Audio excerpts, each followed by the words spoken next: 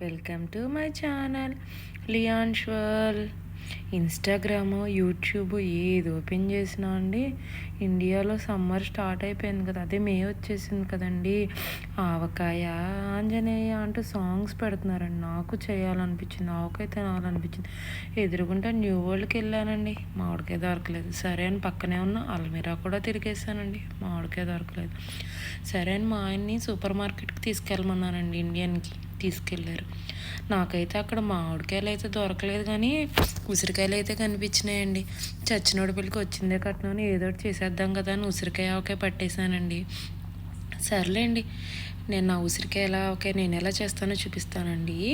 ఒక 3-4 టైమ్స్ ఉసిరికాయలు వాష్ చేసేసి క్లాత్ పైన ఆరబెట్టేసుకోవాలండి. తర్వాత స్టవ్ ఆన్ చేసుకుని గిన్నె పెట్టుకొని కొద్దిగా ఆయిల్ వేసుకోవాలండి. నేను సన్ఫ్లవర్ ఆయిల్ వేస్తున్నాను, మీరు కావాలంటే శనగ నూనె వేసుకోవచ్చండి.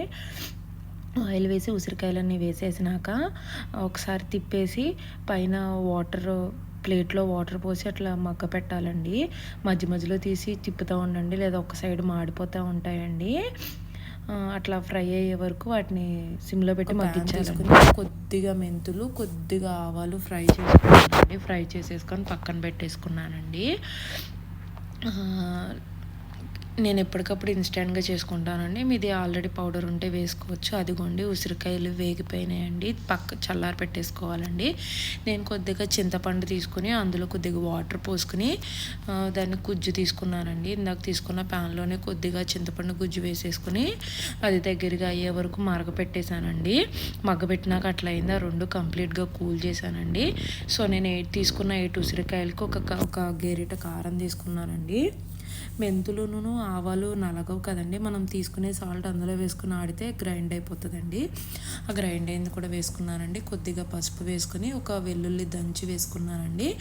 అవంతా మిక్స్ చేసుకోవాలండి. ఒకసారి మిక్స్ చేసేసుకుని ఇందాక మనం చల్లారి పెట్టుకున్న ఆయిల్, ఉసిరికాయలు మొత్తం అన్నీ వేసేసి ఒకసారి మిక్స్ చేశానండి.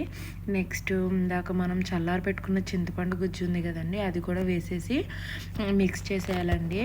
ఉసిరికాయ ఎంత మంచిగా చేసినా అండి ఒక వారం 10 రోజులకి నల్లబడిపోతుందండి. సో నేను కొద్దిగా చేస్తూ ఉంటానండి. అంతే, ఉసిరికాయ ఆవకాయ ready. Thank you for watching.